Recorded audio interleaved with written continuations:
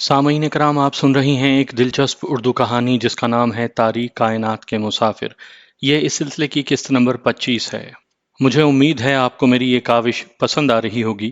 آپ نے اگر ابھی تک میرا چینل کہانی گھر سبسکرائب نہیں کیا تو ابھی میرے چینل کو سبسکرائب کر کے بیل نوٹیفیکیشن آن کر لیجئے تاکہ آنے والی ہر نئی کہانی کی اطلاع بر وقت آپ تک پہنچ سکے۔ بوڑھی زنابیہ کی پریشان نگاہیں اس وقت تک دروازے پر لگی رہتی تھیں جب تک کہ اس کے دونوں پوتے آ نہیں جاتے تھے۔ وہ ایک بلند جگہ بیٹھی دروازے کو تکتی رہتی اور جب وہ دونوں اندر داخل ہو جاتے تو وہ تشکر آمیز نگاہوں سے آسمان کو دیکھتی ہوئی اپنی جگہ سے اٹھ جاتی۔ اس کی اپنی زندگی تو بہت پہلے ختم ہو چکی تھی، اس وقت جب اس کا بیٹا، اس کا اکلوتا بیٹا، اس دنیا سے رخصت ہوا تھا۔ اب اگر کوئی چیز اسے زندہ رکھے ہوئے تھی تو وہ صرف ایک عزم، ایک مقصد، اس کی بوڑھی ہڈیوں میں زندگی بن کر دوڑتا رہتا تھا۔ کئی بار ناکام ہو کر اس نے چاہا کہ رات کی تاریکیوں میں سناریا کو چھوڑ دے اور اپنے دونوں پوتوں کو رات کی تاریکی میں لے کر اس سرزمین سے نکل جائے، لیکن جب وہ ایسا سوچتی تو کھنڈرات میں بنی ہوئی ایک قبر اس کے قدم روک لیتی۔ اسے ایسے لگتا جیسے قبر کے پائنتی کوئی بیٹھا ہوا انتظار کر رہا ہو، اس وقت کا جب ظالم گربان ایروز اور اس کے دوسرے ساتھیوں کو بدترین موت دبوچے۔ اور یہ احساس زنابیہ کے ارادے کو بدل دیتا۔ اس کا صرف ایک ہی مقصد تھا، سناریا میں ایروز سے بغاوت کی حوصلہ افزائی اور ان لوگوں کی امداد جو گربان کے ستم سے نکلنا چاہتے ہیں۔ اس نے اپنی پوری زندگی کو اس کام کے لیے وقف کر دیا تھا، اور اس سے پہلے وہ اس قدر پر امید نہیں تھی جب تک شیران اسے نہیں ملا تھا۔ حقیقت یہ ہے کہ شیران نے اس کی آرزوؤں میں جان ڈال دی تھی۔ وہ اپنے دونوں پوتوں سے ہر وقت شیران ہی کی باتیں کرتی رہتی۔ کئی بار اس نے شیران کی کامیابی کے لیے دعائیں بھی مانگی۔ نہ جانے کیوں اس کے دل کو یقین تھا کہ شیران، جس کا تعلق ان سے نہیں، ان سب کا نجات دہندہ ثابت ہوگا۔ بظاہر اس کے پاس اپنے یقین کی کوئی دلیل تو نہیں تھی، لیکن دل کی باتیں تو دل ہی جانتا ہے۔ جب ناکامیاں بہت زیادہ بڑھ جائیں تو پھر آسمانوں سے کچھ فیصلے ہوتے ہیں، اور شیران اسے آسمان کا فیصلہ ہی نظر آتا تھا۔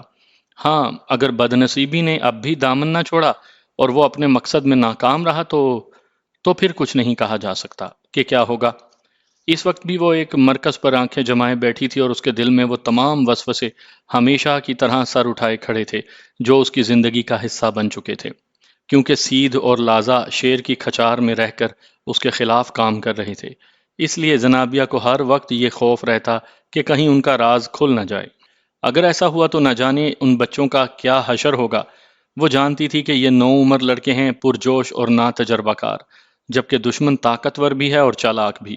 ہمیشہ بہرحال وہ ان کی سلامتی کی دعائیں کرتی رہتی، اور اس وقت بھی وہ دونوں اس کی نگاہوں میں گردش کر رہے تھے، لیکن پھر ہمیشہ کی طرح وہ خوش و خرم اندر داخل ہوئے۔ ان کے چہرے سرخ ہو رہے تھے اور آنکھوں میں عجیب سے تاثرات تھے۔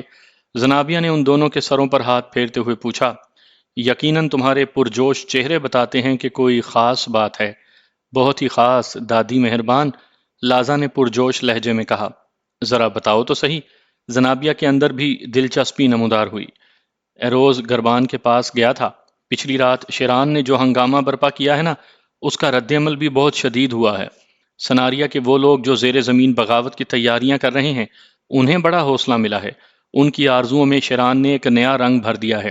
انہیں یہ بھی یقین ہے کہ اب گربان اور ایروز ناقابل تسخیر نہیں رہے۔ وہ سب لوگ شیران کی زندگی کی دعائیں مانگتے ہیں، اور دادی مہربان، ہم بھی آپ سے اجازت چاہتے ہیں کہ جس طرح بھی بن پڑے آخرکار کاروائیوں کا آغاز کر دیں۔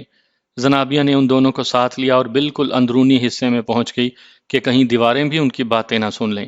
اس نے ان دونوں کی پیشانی باری باری چومی اور پھر کہا، میرے قابل فخر پوتو، بہت زیادہ جوش نقصان دیتا ہے۔ میں تمہارے جذبات سے واقف ہوں۔ خود پر قابو پانے کی کوشش کرو۔ میں جانتی ہوں کہ تم ایروز سے زیادہ قریب ہو۔ ذرا سی چوک ہو گئی تو نقصان بھی تمہیں ہی زیادہ پہنچے گا۔ اپنے جوان خون کو میرے تجربے میں شامل کرو۔ مجھے سناریا کے حالات بتاؤ کہ میں کوئی نتیجہ اخذ کر سکوں۔ شیران نے جیسے کہا تھا ویسا ہی کر کے دکھایا۔ اس نے رات ہی سے اپنی کارروائیوں کا آغاز کر دیا تھا۔ ایروز سے نہ صرف اس کی جھڑپ ہوئی بلکہ اس نے اسے بے بس کر ڈالا۔ اس نے بے شمار آدمی زخمی کر دیے۔ دادی حضور، شیران بہت چالاک آدمی ہے، ہماری توقع سے بھی کہیں زیادہ چالاک۔ اس نے اپنا گھوڑا بھی کہیں چھپا دیا ہے اور مقامی گھوڑوں کو استعمال کرتا ہے۔ مجھے یقین ہے کہ یہ وہی شخص ہے جو گربان اور ایروز سے سناریا کو نجات دلائے گا، لازا نے پرجوش لہجے میں کہا۔ اور دادی، ایروز گربان کے پاس 4 افراد کے ایک وفد کو لے کر پہنچا تھا۔ وہ اپنے مقاصد میں ناکام ہو کر گربان سے ہدایت لینا چاہتا تھا۔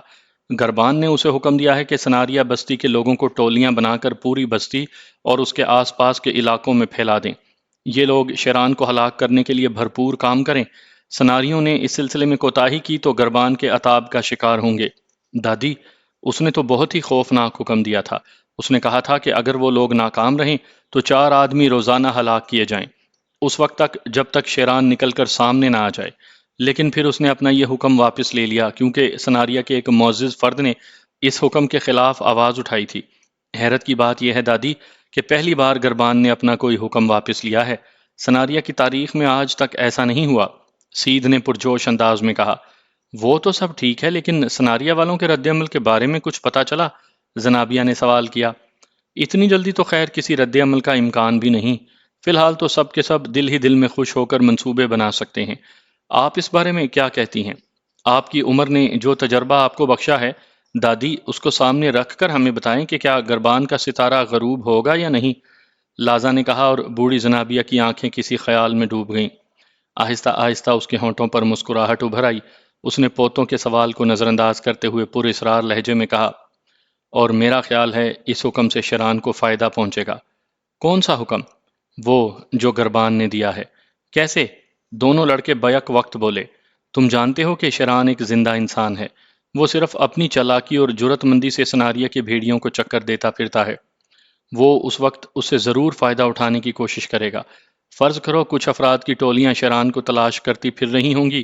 اگر شیران خود بھی کسی ٹولی میں اپنے آپ کو شامل کر کے خود اپنی تلاش میں مصروف ہو جائے اور جب بھی اسے موقع ملے وہ دشمنوں کے خلاف کارروائی کر ڈالے تو یہ ایک بہترین ذریعہ حاصل ہو جائے گا اسے۔ لیکن دادی، شیران پہچان لیا جائے گا۔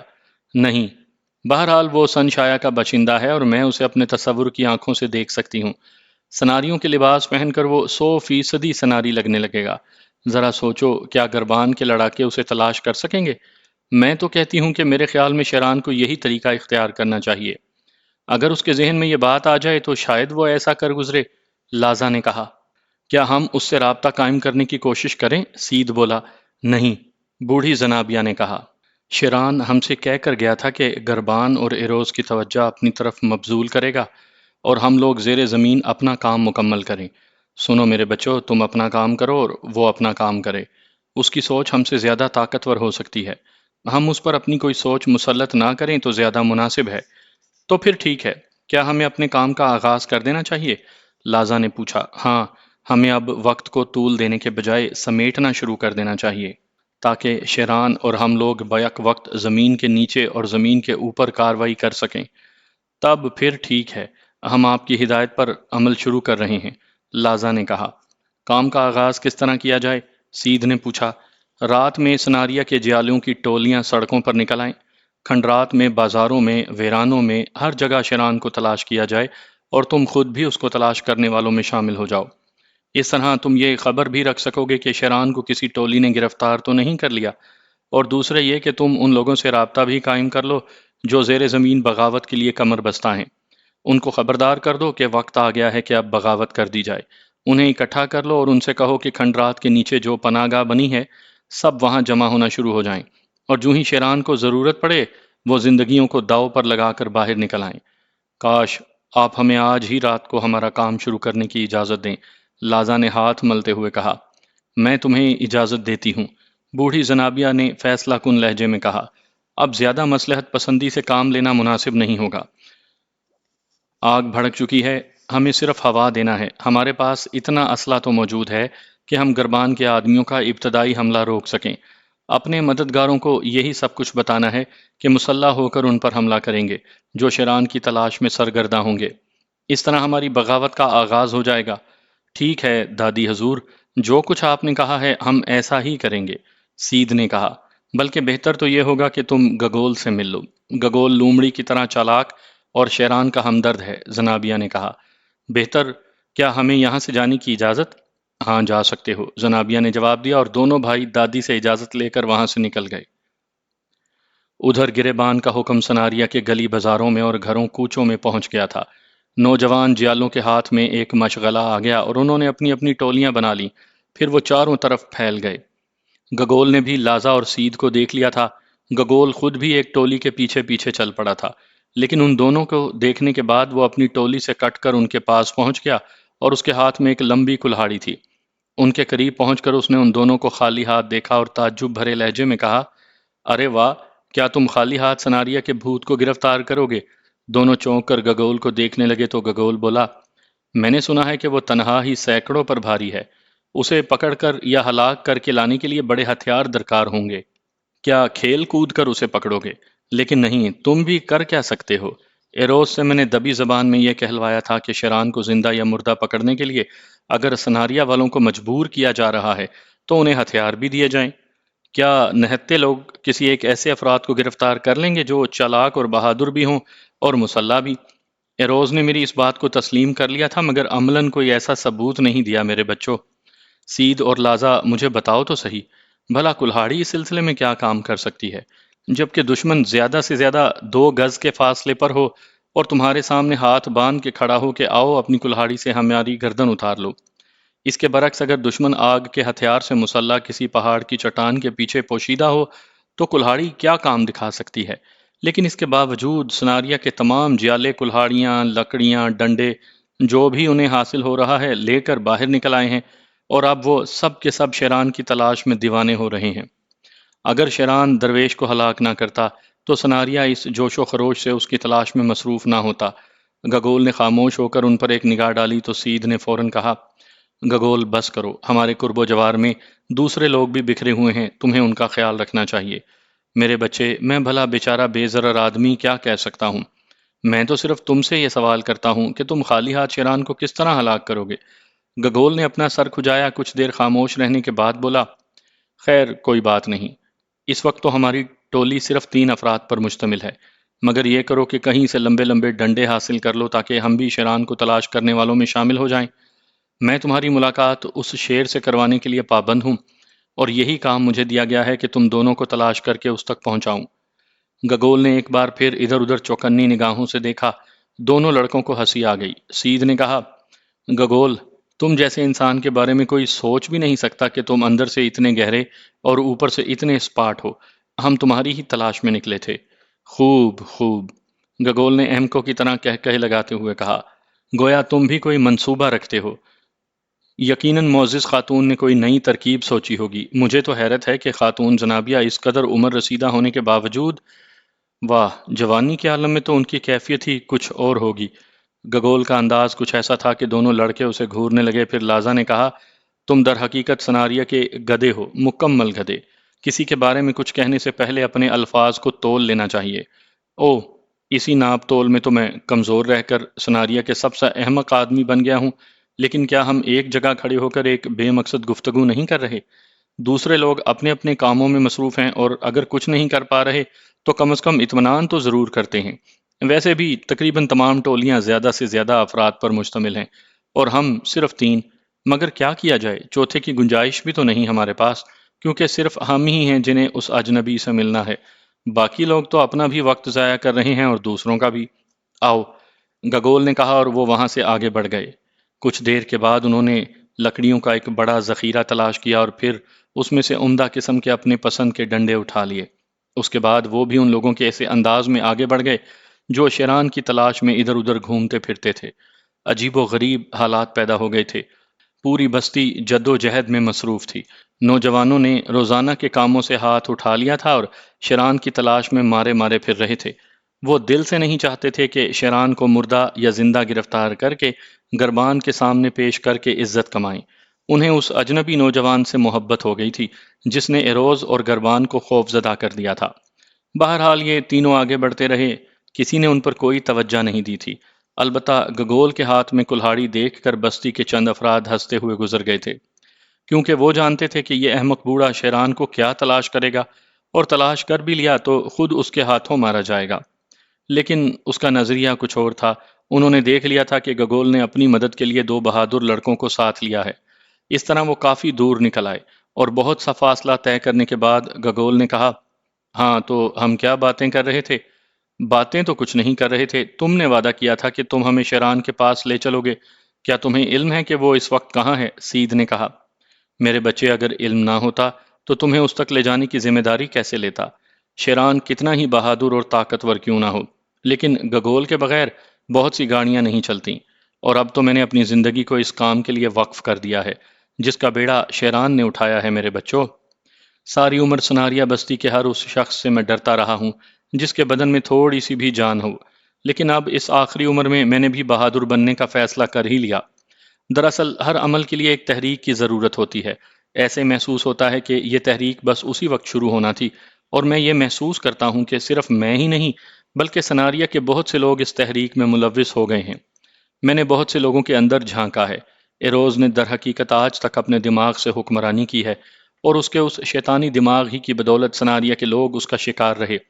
اگر وہ اپنے مکار دماغ سے کام لے کر درویش کو شیران کے ہاتھ سے ہلاک نہ کروا دیتا تو آج وہ سناریا کے باشندوں کو شیران کے خلاف کھڑا نہیں کر سکتا تھا۔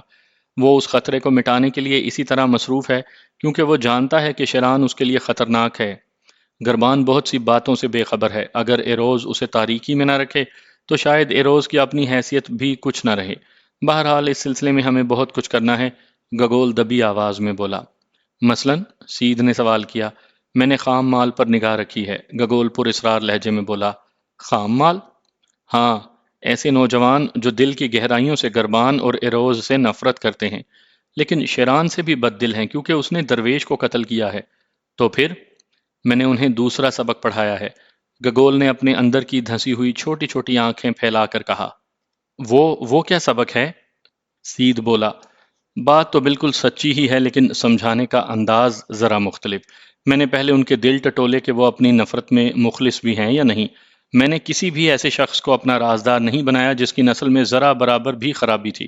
ایسا آدمی کسی بھی وقت غداری کر سکتا ہے۔ چنانچہ میں نے ایسے لوگوں کو جمع کر کے صورتحال یوں سمجھائی کہ شیران اول تو سناریا کا باشندہ نہیں، اور نہ ہی یہاں کے بارے میں تفصیلات جانتا ہے، گویا یہ کہ درویش کو ہلاک کرنے میں اس کی اپنی کوشش کا دخل نہیں، جبکہ یہ سناریا بستی کے لوگوں کو اس کے خلاف بھڑکانے کی ایک سازش تھی، جو دراصل ایروز اور اس کے نائب کی سازش کہی جا سکتی ہے۔ اور اس میں کوئی شک نہیں کہ ایروز نے اپنی اس سازش میں 100% کامیابی حاصل کی۔ اس کا مقصد لوگوں کے دلوں میں شیران کے خلاف نفرت پیدا کرنا تھا تاکہ کہیں بکھرے ہوئے نوجوان شیران کو اپنا پیشوا بنا کر بغاوت نہ کر دیں۔ درویش کا قتل ہی ایک ایسا مرحلہ تھا جس کی وجہ سے شیران کے خلاف دلوں میں انتقام پیدا ہو سکتا تھا۔ میں نے ان نوجوانوں کو اسی بات پر قائل کیا کہ درویش کا قتل کسی آفت کا موجب ہوتا تو اب تک بستی پر آفت نازل ہو چکی ہوتی، اور کچھ نہیں تو کم از کم کال کے ہی حملہ کر دیتے، یا پھر شیران ہی اس آفت کا شکار ہو جاتا۔ اس آفت کا نزول گربان اور ایروز کی جانب رخ کر چکا ہے، اور اس کی وجہ درویش کا قتل ہے جو ایروز کی سازش نے شیران کے ہاتھوں کروایا۔ تم دیکھ لو ایک نوجوان نے کس طرح گربان کے ستونوں کو ہلا کر رکھ دیا۔ میں نے یہ بات بھی ان کے دلوں میں اتاری ہے کہ ایروز اور گربان سے زیادہ کوئی اور آفت اور کیا ہو سکتی ہے، اور یہ آفت تو ہر وقت سناریا پر مسلط ہے۔ اور میرے بچوں، وہ لوگ میری بات کے قائل بھی ہو گئے۔ میں نے انہیں یقین دلا دیا کہ شیران کی مخالفت سے انہیں کچھ حاصل نہیں ہوگا۔ زندگی نے انہیں ایک سنہری موقع فراہم کیا ہے، اگر وہ یہ موقع کھو بیٹھے تو پھر ایروز اور گربان سے کبھی چھٹکارا حاصل نہیں ہوگا۔ اس موقع سے فائدہ اٹھائیں، وغیرہ وغیرہ۔ یہ باہر کی دنیا سے آنے والا ہماری نجات کے لیے تکلیفیں اٹھا رہا ہے اور ہم اس کے خلاف عمل کر رہے ہیں۔ بیٹھ جاؤ اور اس طرح بیٹھو کہ جب اٹھو تو بغاوت کا علم تمہارے ہاتھ میں ہو۔ اگر شیران ہلاک ہو گیا تو بے شمار سناریوں کی زندگی بھی خطرے میں پڑ جائے گی۔ اور لوگ اس طرح متاثر ہوئے اور آپس میں مشورے کرنے کے بعد انہوں نے اپنے طور پر کچھ فیصلے کیے۔ وہ فیصلے یہ تھے کہ اگر شیران نے ان سے مدد مانگی تو وہ اسے مدد دیں گے، اور اگر اس نے ان کے ساتھ مل کر کام کرنا چاہا تو اس کا ساتھ دیں گے، اور اس کی جان ہر ممکن طریقے سے بچانے کی کوشش بھی کریں گے۔ گگول نے بڑی تفصیل سے یہ ساری باتیں بتائیں اور دونوں نوجوانوں کے چہروں پر تحسین کے آثار پھیل گئے۔ وہ بے اختیار بول اٹھے۔ او گگول، تم نے تو اپنی ساری زندگی کی حماقتوں کا ازالہ کر دیا۔ بلکہ کہنا تو یہ چاہیے کہ احمق تو وہ ہیں جو تمہیں احمق سمجھتے ہیں۔ واقعی تم نے تو ہانڈی چڑھا دی ہے، اور بس اب ابال باقی رہ گیا ہے۔ ہمیں تو کچھ بھی نہیں کرنا پڑا۔ تم واقعی بے حد عجیب ہو گگول۔ اس بستی نے تمہاری قدر نہیں کی۔ حقیقت تو یہ ہے کہ تم ہی اس بستی کے سردار بننے کے قابل ہو۔ گگول نے دونوں آنکھیں بند کی اور مسکرانے لگا، پھر بولا، قدردانی کا شکریہ، یہ بوڑھا سرداری کے قابل کہاں۔ البتہ یہ بتا دوں کہ میری ذہنی صلاحیتیں حماقت کی تہ میں چھپی ہوئی ہیں۔ دراصل میں نے اپنا ذہن تھوڑا تھوڑا کر کے خرچ کیا ہے کہ کہیں دیوالیہ نہ ہو جاؤں۔ بہرحال اب بتاؤ کہ تم مجھ سے کیوں ملنا چاہتے تھے؟ خاتون زنابیہ نے اس سلسلے میں کوئی کوڑی نکالی ہے؟ میں بتا دوں گا، تم یہ بتاؤ کہ شیران سے کہاں ملاقات ہوگی؟ سید نے کہا۔ شیران نے ایک مخصوص جگہ پر ایک مخصوص وقت میں ملنے کے لیے کہا ہے۔ اب تم اپنا منصوبہ بتاؤ تاکہ میں اس کا جائزہ لے سکوں، گگول بولا۔ ہماری دادی کا کہنا ہے کہ شیران نے ہمارے لیے جان کی بازی لگائی ہے اور سناریا کے ان درندہ صفت انسانوں کو اپنی جانب متوجہ کر کے ہمیں موقع فراہم کیا ہے کہ ہم سب متحد ہو کر مقابلہ کریں۔ اس سے بہتر موقع پھر کبھی نہیں آئے گا۔ شیران کی یہ قربانی ضائع نہیں جانی چاہیے۔ اس سے قبل کہ وہ موت کا شکار ہو جائے ہمیں بھی اپنے کام کو سر انجام دینا چاہیے۔ خاتون زنابیہ کا مشورہ ہے کہ آج رات کسی بھی وقت کھنڈر میں ایک اجتماع کر لیا جائے اور وہاں موجود تمام لوگوں سے مشورے کر کے فیصلہ کیا جائے۔ خاتون زنابیہ کا فیصلہ بالکل درست ہے، گگول پر خیال انداز میں گردن ہلا کر بولا۔ ہم آج رات اس میں کامیاب نہیں ہو سکیں گے میرے دوست، کام بہت بڑا ہے اور وقت بہت کم۔ اگر آج رات اجتماع نہ بھی کریں تو پریشانی کی کوئی بات نہیں، ابھی کل کا دن اور کل کی رات ہمارے پاس ہے، اور شاید مزید کتنے دن اور راتیں ایسی آئیں گی جن میں شیران کی تلاش کا کام تکمیل کو نہ پہنچے۔ شیران کے نہ ملنے سے گربان پریشان ہوگا، غضبناک ہو کر فیصلے بدلے گا، اس کے آدمی پاگل کتوں کی طرح سڑکوں پر دوڑتے پھریں گے اور ہم اس وقت اپنے تمام لوگوں کو جمع کر سکتے ہیں۔ لیکن دادی کی خواہش ہے کہ آج رات کو ہی، سید نے کہا۔ اگر یہ بات ہے تو جتنے لوگ ہمیں آسانی سے مل سکیں ہم آج ہی انہیں کھنڈرات میں لے جاتے ہیں اور فیصلہ کن بات کرتے ہیں۔ کیا شیران بھی شامل ہوگا؟ سید نے پوچھا۔ ہرگز نہیں، کیونکہ اس نے فیصلہ کیا ہے کہ یہ رات بھی سناریوں کے لیے یادگار بنائے۔ وہ ایسی جگہوں پر حملہ کرے گا جہاں گربان کے خاص لوگ ہوتے ہیں۔ اوہ، کیا واقعی؟ سید نے بے تاب ہو کر کہا۔ تب تو بہتر یہی ہے کہ جلد از جلد ہماری ملاقات اس سے کرواؤ۔ ہاں، میں کوشش کرتا ہوں۔ آؤ، ہم آہستہ آہستہ اسی سمت بڑھ رہے ہیں جہاں ہماری اس سے ملاقات ہو سکتی ہے۔ اور اس کے بعد گگول نے ایک بالکل ہی مختلف رخ اختیار کیا جو بستی سے باہر جنگلوں کی جانب جاتا تھا۔ ایروز کی حالت بالکل پاگل کتے جیسی ہو رہی تھی، اس کا سارا بھرم ٹوٹ گیا تھا۔ سناریا میں طویل عرصے کے جد و جہد کے بعد اس نے اپنی پوری بستی کو اپنی گرفت میں لیا تھا، لیکن اب وہ گرفت کمزور ہوتی نظر آتی تھی۔ اس کی دیوانگی انتہا کو پہنچتی جا رہی تھی۔ اس کا بس نہیں چلتا کہ شیران کو جہاں سے بھی ممکن ہو سکے تلاش کر کے اپنے دانتوں سے اس کی کھال ادھیڑ دے، مگر نہ جانے اسے زمین کھا گئی تھی یا آسمان نگل گیا تھا۔ باہر طور اس نے ایک آخری کوشش کرنے کا فیصلہ کیا۔ اس کو خیال ہوا کہ شاید اس کی کوشش شیران کی بازیابی کا باعث بن جائے۔ اس نے خود 15 آدمیوں کی ایک ٹولی بنائی اور خاموشی کے ساتھ ویرانوں کی سمت نکل گیا۔ راستے میں اس نے سناریا کے لوگوں کی ٹولیاں دیکھی تھیں جو اپنے اپنے طور پر کسی نہ کسی طرح مسلح ہو کر شیران کو تلاش کرتی پھر رہی تھیں۔ ان بے شمار ٹولیوں کو دیکھ کر اسے کسی قدر اطمینان بھی حاصل ہوا کہ اس کا حکم ٹالنے کی ابھی تک کسی کے اندر جرت نہیں تھی۔ سناریا کے لوگ اس کی زبان کی ایک جنبش پر گھروں کا آرام چھوڑ کر گلی گلی کوچے کوچے گھومتے پھرتے تھے۔ ایروز جانتا تھا کہ سناریا والے اسے اچھی نگاہ سے نہیں دیکھتے، لیکن شیران کی تلاش میں درویش کا قتل کا جذبہ بھی تھا، اور اس کے لیے اس نے جس حکمت عملی سے کام لیا تھا اس پر وہ آج تک فخر کرتا تھا۔ اس نے اپنے آدمیوں کے ساتھ خاموشی سے پہاڑی دروں اور ویرانوں میں شیران کو تلاش کیا۔ وہ پوری طرح اس کی تلاش میں مارا مارا پھرتا رہا۔ اسے نہ جانے کیوں یقین تھا کہ شیران ضرور کہیں نہ کہیں نظر آئے گا۔ شاید اس کی تقدیر ہی تھی کہ اس نے ایک بلند چٹان کے زیریں حصے میں شیران کے گھوڑے کو دیکھ لیا۔ گھوڑے کی پشت بے شک خالی تھی، لیکن شیران کا گھوڑا ہزاروں میں پہچانا جا سکتا تھا۔ وہ اپنی جسامت کے اعتبار سے بھی دوسرے گھوڑوں سے مختلف تھا۔ ایروز کے ساتھیوں نے اسے پہچاننے کے بعد سرگوشی کی، یہی ہے، یہی ہے۔ یقین کرو ایروز، میں اس گھوڑے کو پہلے بھی دیکھ چکا ہوں، یہ شیران ہی کا گھوڑا ہے۔ تم کہنا کیا چاہتے ہو؟ ایروز نے کرخت لہجے میں کہا۔ یہی کہ یہ شیران کا گھوڑا ہے، وہ یقیناً یہیں کہیں ہوگا۔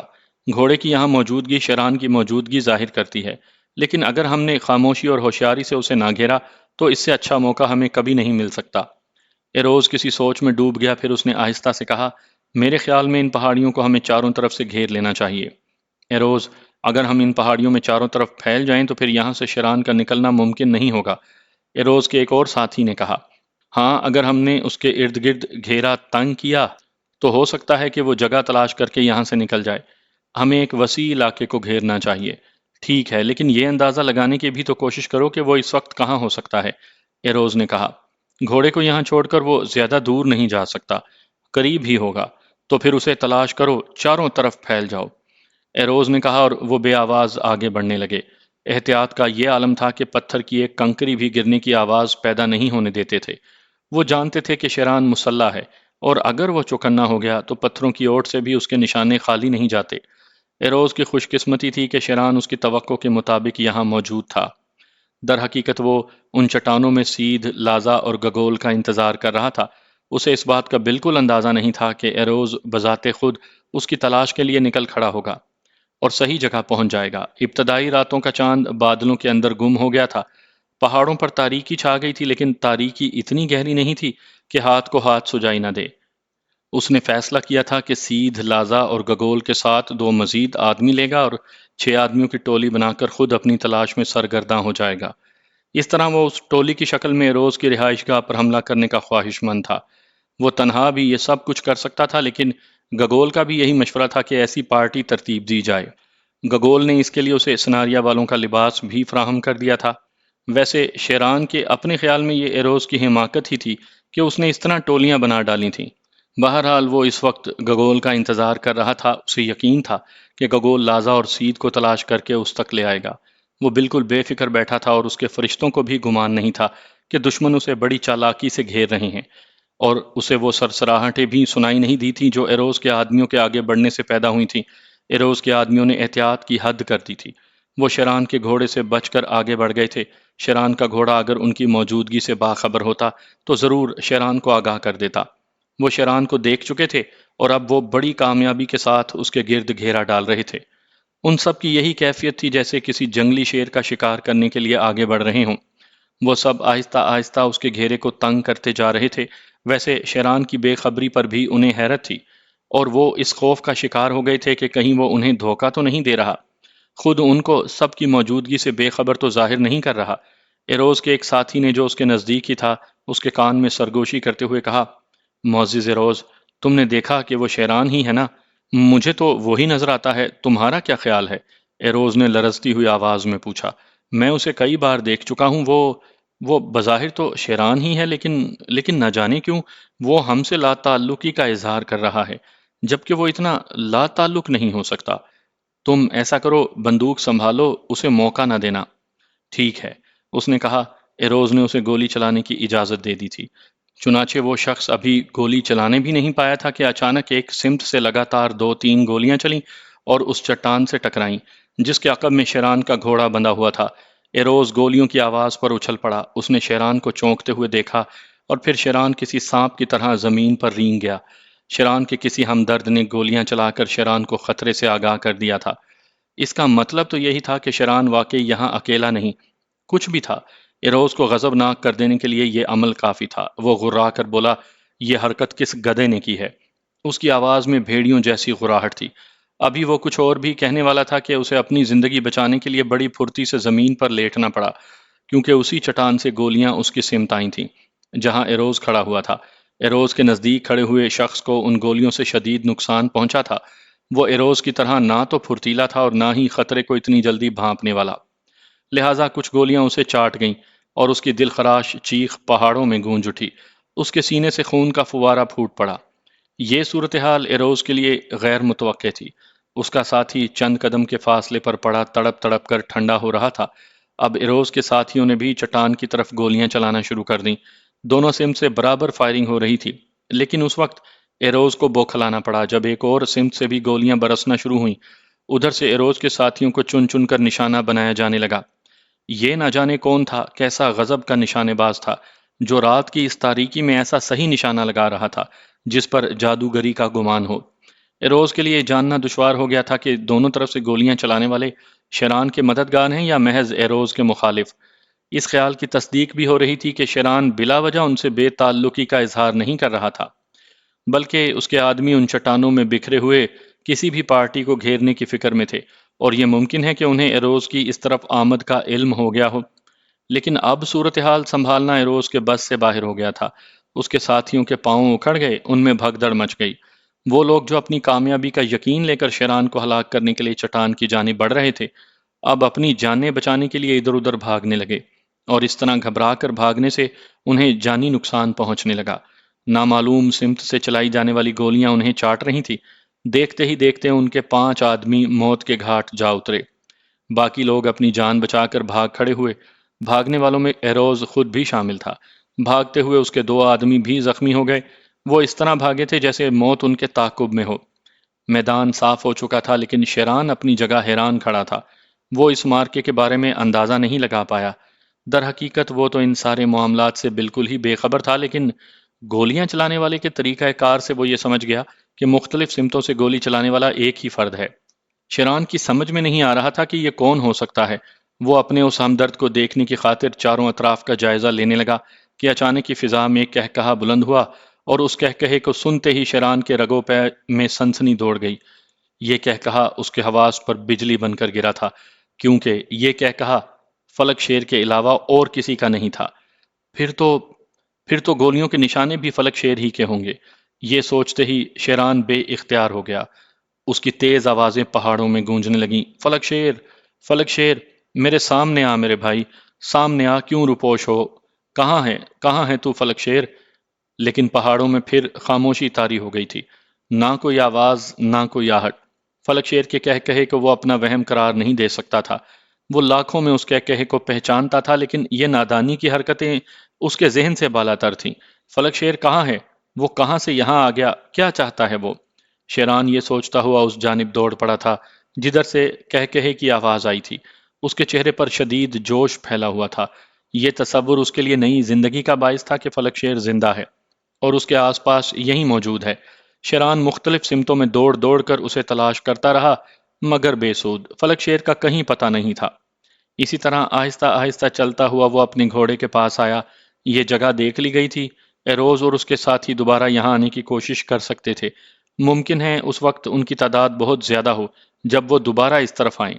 چنانچہ اب یہ جگہ چھوڑ دینی چاہیے۔